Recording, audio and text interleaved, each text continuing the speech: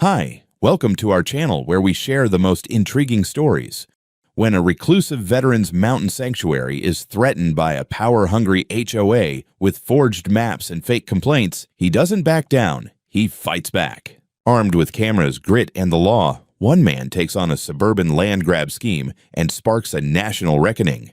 The morning started like every other one up here. Quiet enough to hear the wind move through the lodgepole pines, cold enough that the first cup of coffee felt like a religious experience. I had been working on the new cedar railing for my deck, sanding each board until it looked like something a man could be proud of. 50-plus acres of mountain land around me, nothing but granite ridges, forest, and silence.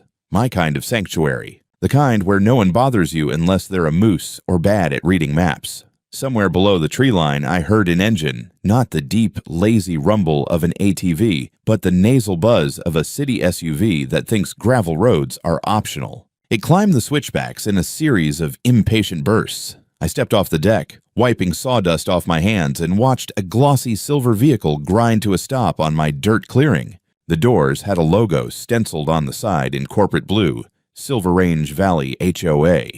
HOA, up here. That was like seeing a flamingo at a wolf sanctuary. Wrong habitat. A woman climbed out.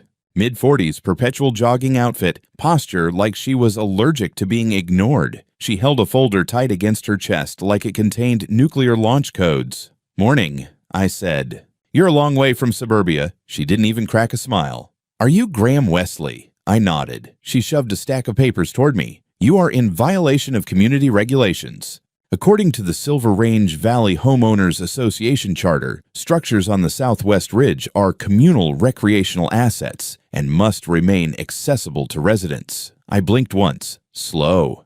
"My cabin," I repeated, making sure I didn't imagine it, "is supposed to be a shared playground for your neighborhood." She spoke with the confidence of someone who has never been told no. "You're required to vacate on designated days so members may use the facility for rest and wellness activities. We've already blocked out several weekends in June." I looked around just in case I had missed something, like moving my entire property into their subdivision overnight. "Lady," I said, "my land is 60 acres. I bought every inch outright. I'm not part of any HOA." She tapped a page in her folder. "According to our expansion plan, this area is under our jurisdiction." "According to the state of Wyoming," I answered, "this land is mine." "Jurisdiction ends at the spot where your manicure stops." Her mouth tightened. "If you interfere, we will contact the county sheriff." I couldn't help it. I laughed. She didn't like that. Her cheeks darkened. "You are required to comply. We don't want conflict." "Then get back in your spaceship and fly home," I said, pointing at her SUV. That was when she snapped the folder closed with a slap like a courtroom gavel. "You'll regret this," she said. "We will escalate." Without another word, she stalked back to her vehicle and peeled out, spraying my boots with gravel. I watched her fishtail down the mountain road and disappear among the trees. I stood there for a moment, listening. The silence fell back around me like a blanket. Sunlight flickered across the deck. The peaks glowed white against the sky, and for a moment, everything felt normal again. But the smell of her perfume, something expensive and aggressively citrus, still lingered in the air. And that was the moment I understood. Whatever just happened wasn't a misunderstanding. Some HOA president had driven 14 miles up a mountain to hand me paperwork, claiming my cabin like it was a timeshare spa amenity. I went back inside, poured a second cup of coffee, and muttered to myself, "They picked the wrong mountain." An hour after the HOA queen retreated down the mountain, I had almost convinced myself she was just a bizarre blip in the cosmic stupidity of humanity. Maybe she'd gotten lost. Maybe she'd confused me with some wealthy dentist who let strangers borrow his lake house to score popularity points. Then I heard the crunch of tires on gravel. Not the same engine as before. Lower, heavier, official. A sheriff's department pickup rolled into the clearing, dust cloud behind it like a tale of accusation. 2 deputies stepped out. One was younger, all nervous energy and buzz-cut enthusiasm. The other carried the slow confidence of someone who believed his badge automatically made him right. "Morning," I said, resting my forearm casually on the porch railing, mostly to stop myself from folding my arms like a pissed-off dad. The older deputy spoke first. "We received a complaint that you're obstructing public access to a community trail system." I stared at him. "Public access? There isn't even a public road up here." His jaw tightened. Sir, multiple residents reported that you're preventing them from using this cabin, which belongs to the Silver Range Valley Homeowners Association. Ah, multiple residents, already plural, already coordinated. They aren't residents of anything up here, I said. This is private land, entirely outside the HOA's jurisdiction. The younger deputy tapped something into a tablet. Do you have proof of ownership? Yes, I said. Do you have proof of oxygen in your lungs? We can trade evidence. The older one didn't appreciate the humor. We'd like to ask you to leave the property until this is sorted, to avoid conflict. Translation: let the HOA play house until we get bored figuring out who's lying. No, I said. I live here. He took half a step closer, that slow, I'm used to people complying approach. Sir, we're trying to keep this civil.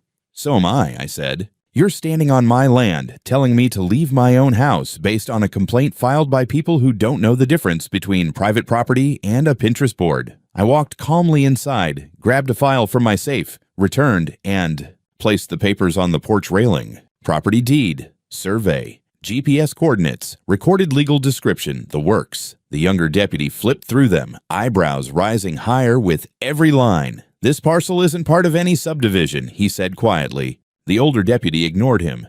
We still have to verify. Go ahead, I said, and pointed to the tall pole near the tree line. While you do that, wave to the cameras.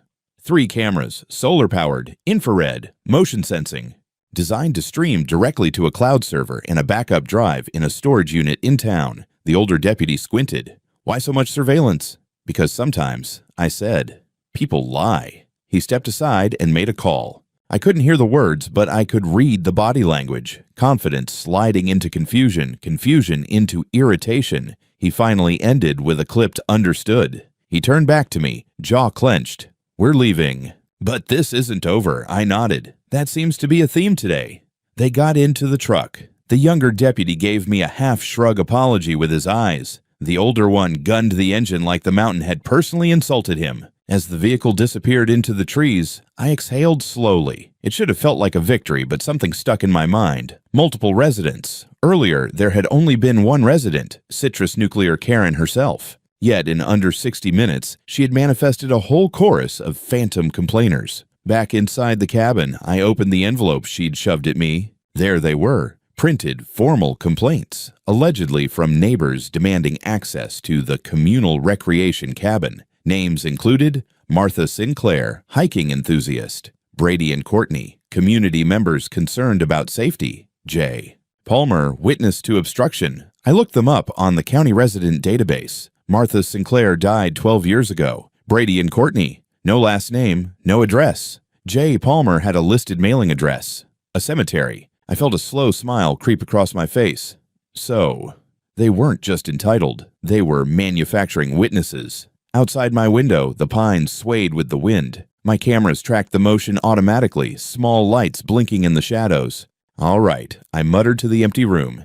If they want to fight, they picked the wrong mountain. The next morning brought no peace. My phone buzzed just after breakfast with a notification from the county assessor's office. I wasn't expecting anything from them. Hadn't filed any paperwork, hadn't missed any deadlines. I opened the email expecting bureaucratic nonsense. Instead, I found a bright red notice of boundary review. According to the attached file, a formal request had been submitted to the county for reclassification and redrawing of parcel boundaries on the southwest ridge, specifically my land. The explanation: erroneous historic survey maps have recently come to light suggesting the area may have originally been designated as a shared-use recreational zone under HOA authority. They were actually trying to change the lines on the damn map. The request was supported by scanned documents, blurry grayscale maps that looked like they'd been pulled from a middle school art project, overlaid with markers and labels in Comic Sans. One page even had a coffee ring on it. I zoomed in. The signatures looked familiar. And then I saw it. The person who signed off on the reclassification request, Richard Callahan, deputy chair of the county zoning committee, also known as Karen's ex-husband. Apparently, divorce hadn't slowed down their mutual appetite for manufactured control. He'd used his position to validate the HOA's new evidence and sneak it into the assessor's review queue. And if I hadn't checked my emails that morning, I might have woken up one day and discovered that my entire ridgeline was officially under review for recreational reassignment. I called my attorney, Mason Dale, former military JAG, now a brutal real estate law specialist with the subtlety of a circular saw. I forwarded the documents. 10 minutes later, he called me back laughing. Did they Photoshop a topo map onto a napkin? They're calling it archival evidence, I said. He sighed. All right, here's the plan. We file a formal challenge with the assessor. Then we submit a request for an administrative injunction to freeze the review. And after that, we go to the ethics committee and nail the ex for abuse of office. While he prepared filings, I started building my own counteroffensive. I wasn't going to sit and wait while some HOA fantasy role players tried to turn my home into a goddamn day spa. I spent the next 2 hours pulling every record I had, sale contracts, GIS data, aerial photos from the day I bought the land, geological surveys, and even hunting tags tied to this parcel's designation. Mason submitted the injunction paperwork by that evening. We had enough legal firepower to delay them, maybe even get the whole thing tossed. But I wasn't done. I started digging deeper into Silver Range Valley HOA's recent land expansions. There had been a few murmurs online in the past year about shady voluntary annexations. Homeowners in neighboring counties complained about sudden changes in zoning and HOA fees being levied on properties that were supposedly outside their jurisdiction. Patterns began to emerge. Each case involved blurred or outdated survey maps suddenly resurfacing, resident complaints filed from names without real addresses, county insiders fast-tracking reviews. And every time the HOA gained a new slice of land, I started mapping these cases out. Literally. I opened up a GIS overlay tool and began logging the parcels involved. I color-coded them. I added timestamps. Then I posted the first version of the map on a basic site I threw together, Claimed Land. A few hours later, I had over 300 views. I got a DM from a guy in Colorado. Dude, they tried this exact thing on my dad's ranch. Never thought to map it like this. Subscribed. The next morning, a blogger who specialized in property rights picked it up. By noon, Claimed Land was viral in small-town Reddit communities. By evening, someone from a local NBC affiliate emailed me. Interested in talking on record about HOA expansion fraud? Not yet. Not until I had more. This wasn't just about me anymore. These bastards had been running a land grab scheme dressed up in stationery and fake neighbor complaints. Karen hadn't just picked a mountain to mess with. She'd picked a veteran with a long memory, an internet connection, and no HOA to shut him up. It had been a week since we filed the injunction, and Mason assured me that for now, the boundary review was frozen. But the silence around the cabin wasn't peaceful anymore. It was the kind of silence that made you feel watched. When I got back from a supply run to Jackson, fuel, trail cameras, bear-proof storage bins, I noticed it immediately. My road was marked with tire tracks. Not mine. My truck had been gone for 2 days, and I'd deliberately chained off the lower gate before leaving. There were also boot prints, at least 2 pairs, leading right up to the front porch. One of the solar lights had been knocked over. I unlocked the cabin and stepped inside. The place looked almost untouched. Almost. My hunting bow was leaning against the wrong wall. One of the kitchen chairs was pulled out from the table. My rifle cabinet hadn't been opened, but the angle of the rug in front of it told me someone had stood there.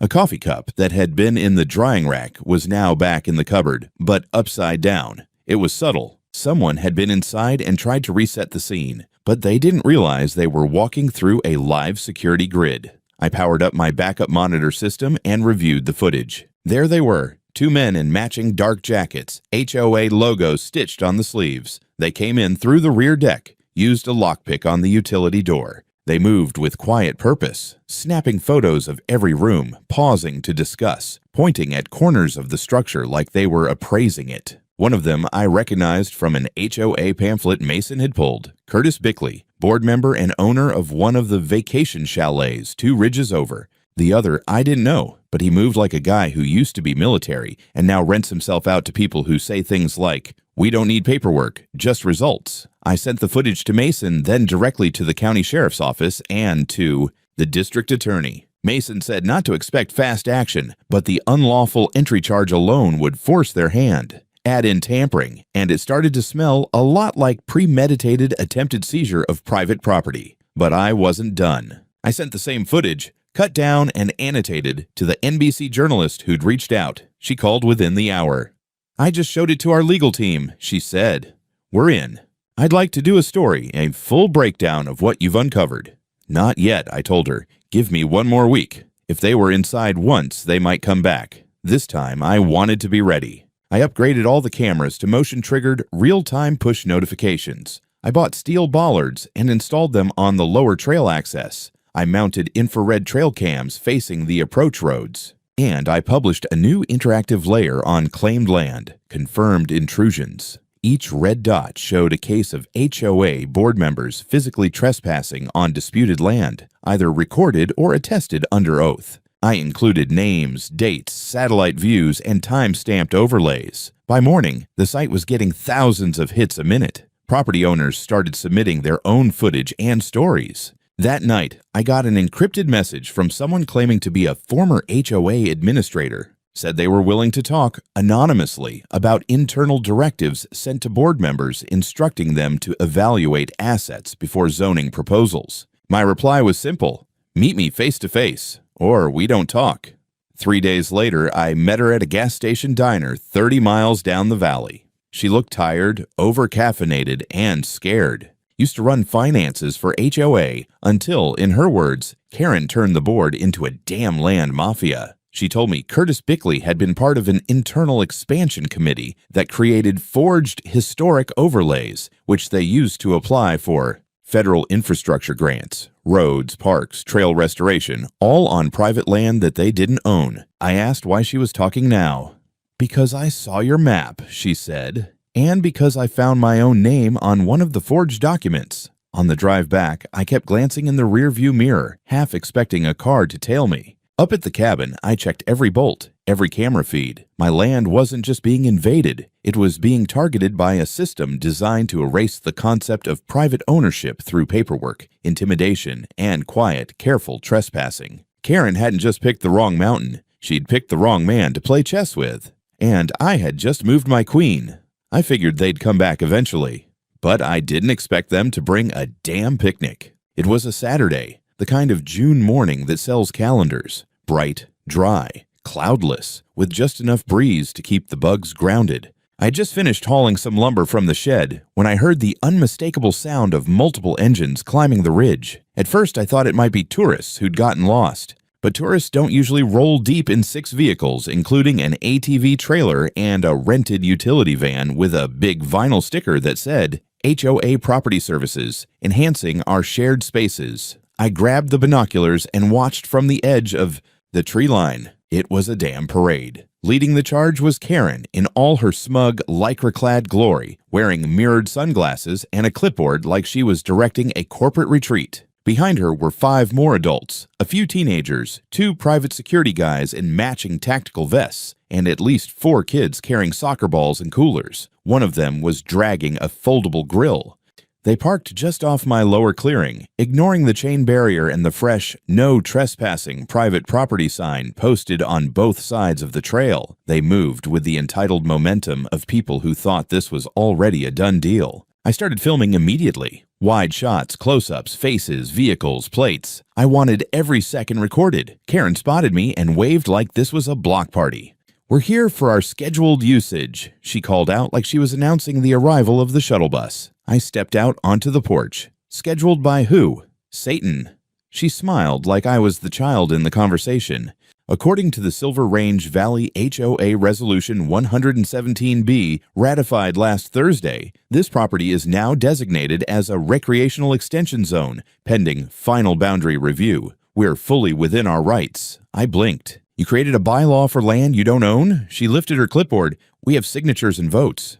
"Yeah? I've got cameras and the Wyoming Constitution." Behind her, the security detail was already helping unload folding chairs and setting up a shaded canopy like they were prepping for a damn cookout. I dialed Mason, then immediately called the county sheriff, district attorney, and finally the NBC journalist, whose name was now on speed dial. "Bring your whole crew," I told her. It's showtime. While waiting, I approached the group, just close enough to stay out of reach, but still be heard. "Everyone here is currently trespassing," I said, loud enough for the cameras to pick up clearly. "You've entered private property without consent, ignored posted warnings, and are attempting to seize land through non-legal procedural invention.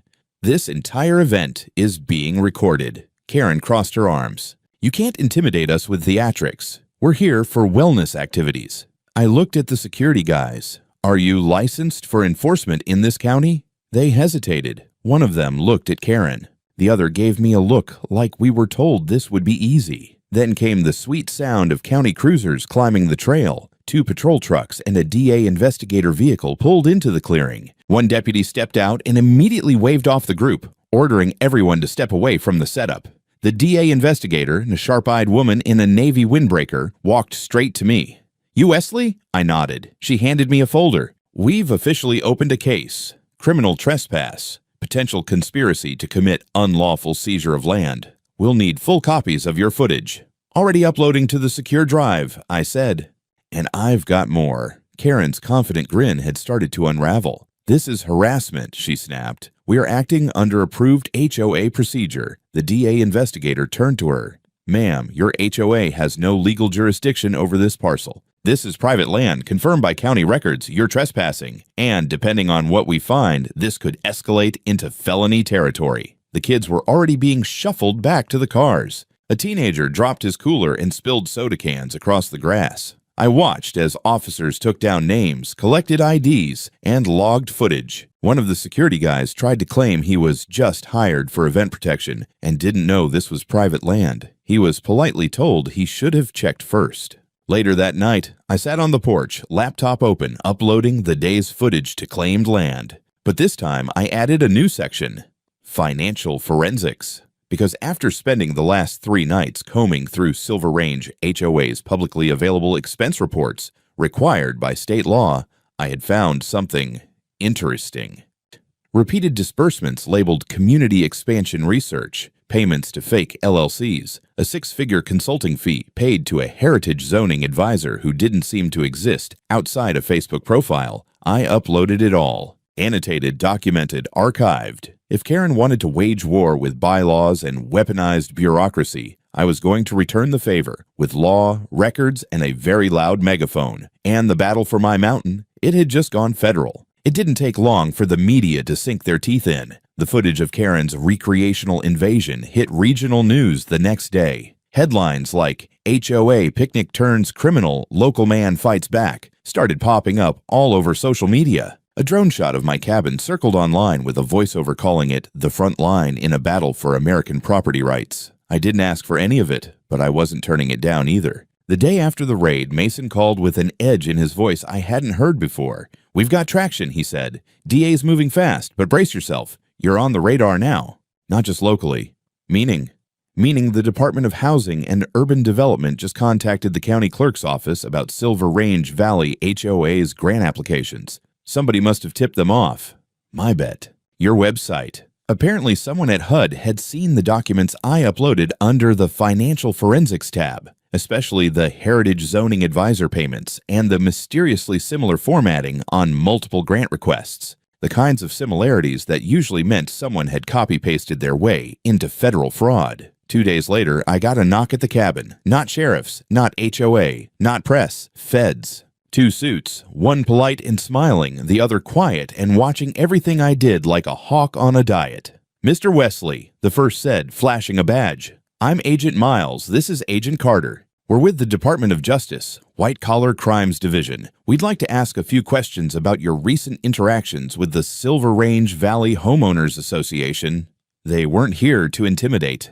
They were here because the math didn't add up. HOA expansion projects, federally funded, on parcels they didn't own, using zoning maps that seemed retroactively invented. I invited them in, gave them coffee, walked them through the whole thing, from the first encounter with Karen to the picnic raid, to the locked file cabinet I kept in the corner with labeled footage drives and printed financials. "You're running a better archive than most clerks' offices," Agent Miles said. "I used to work naval logistics," I replied.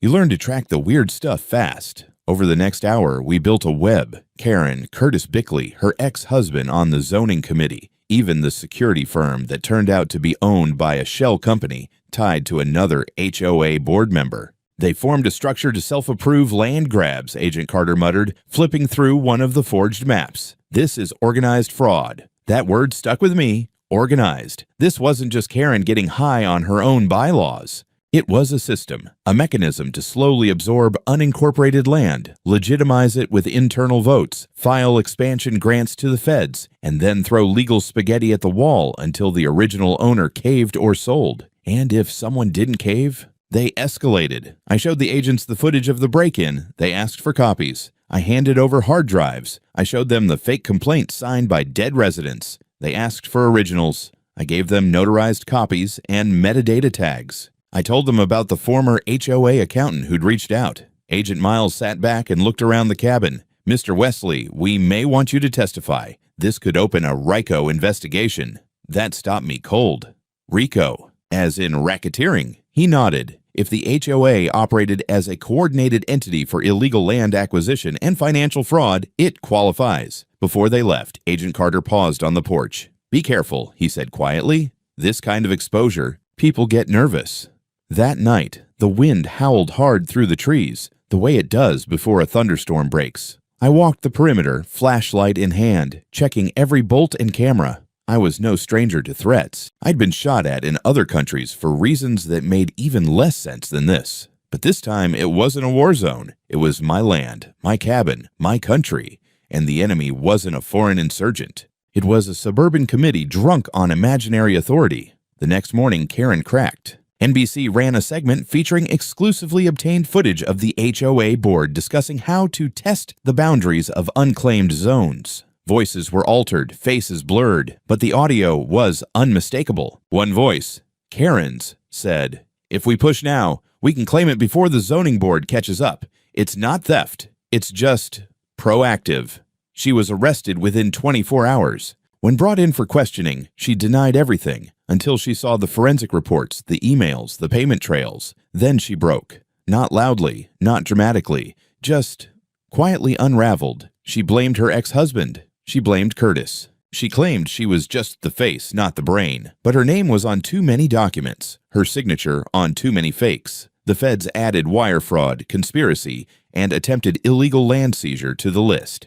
And buried in the affidavit, a notation about potential psychological instability. Apparently, a court-ordered psychiatrist had already flagged Karen with compulsive control behavior and boundary-related paranoia, worsened by loss of social status and recent divorce trauma. So it wasn't just fraud, it was personal. And now it was federal. They say when it rains, it pours. Up here, when it pours, the whole damn mountain shifts.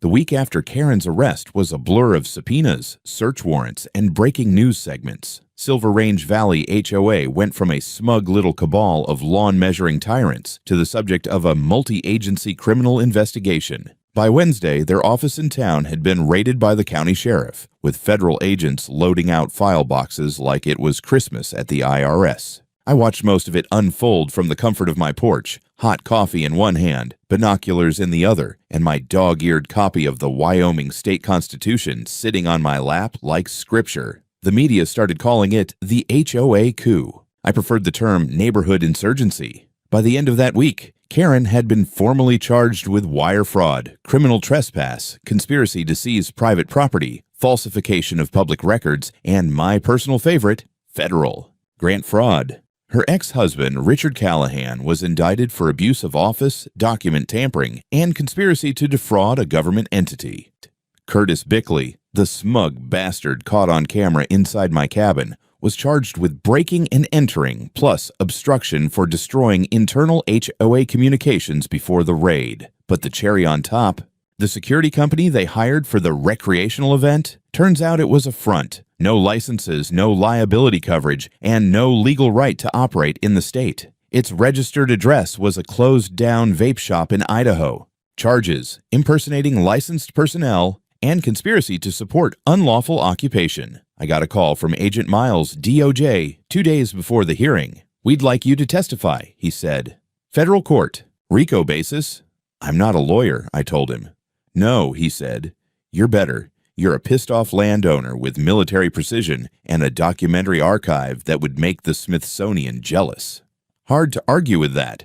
Court was held in the federal building downtown. Tight security, packed media gallery. Karen's legal team looked like they'd rather be defending a cactus. When I took the stand, I walked the court through every damn detail. The The fake maps, the fraudulent complaints, the trespass footage, the bribed officials, the grant applications with ghost consultants, and non-existent infrastructure. I showed them claimed land. Now with over 200 verified cases of HOA boundary manipulation from 7 different counties. The judge stopped me halfway through to confirm the site's existence. "You built this yourself?"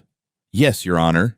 Remarkable. Karen sat there, hollow-eyed. Gone was the sharp-tongued tyrant who tried to picnic her way into stealing 60 acres. What remained was a woman unraveling in real time, trying to shift blame onto the men who had once propped her up, now flipping on her to save themselves. One of the most damning pieces of evidence, an audio recording I'd received anonymously and handed over to the DOJ. It captured a private HOA board meeting held in Karen's house where she said, "No one up there is going to fight us. It's wilderness. Nobody owns the wilderness. We'll just keep expanding. If we take enough, the county will catch up and legalize it retroactively. It's a numbers game." The jury listened to that quote twice. Her voice, her words, her undoing. It took less than a day for the federal grand jury to recommend full prosecution under RICO statutes. That same evening, the judge denied bail for Karen and Richard. Flight risk, public risk, risk of tampering. Curtis got house arrest with a tracking anklet and a court order banning him from HOA meetings or property management activities of any kind. The others? Conditional sentences, plea deals, forced resignations. Silver Range Valley HOA? Dissolved by emergency board vote. Turns out it's hard to collect dues when your entire board is either indicted under federal investigation or banned from public service. The headlines the next day were glorious. HOA empire falls after landowner fights back. Cabin coup, how a veteran brought down a real estate fraud ring. HOA free and federally cleared, Wesley wins. They interviewed me outside the courthouse. I kept it short. All I did was build a cabin and mind my business. They came up the wrong damn mountain. I went home that night and sat on my porch under the stars. Mason called to say congratulations. My inbox was a war zone of media offers, legal referrals, and fellow landowners asking for help. But I wasn't interested in speeches. I was interested in one last thing, a finish they'd remember. It took another 3 months for the final pieces to fall into place. The trial wrapped, sentences were handed down. Karen got 12 years, 4 for federal grant fraud, 5 for conspiracy, and 3 for criminal trespass, plus a lifetime ban from any position of authority in a housing or zoning entity. Her ex-husband, Richard, took 6 years, and the court ordered his pension from the zoning board redirected to repay a portion of the misused public funds. Curtis got 4 years probation, mandatory restitution, and a shiny new reputation as the man who couldn't find his way out of someone else's cabin. Silver Range Valley HOA didn't just dissolve, it imploded.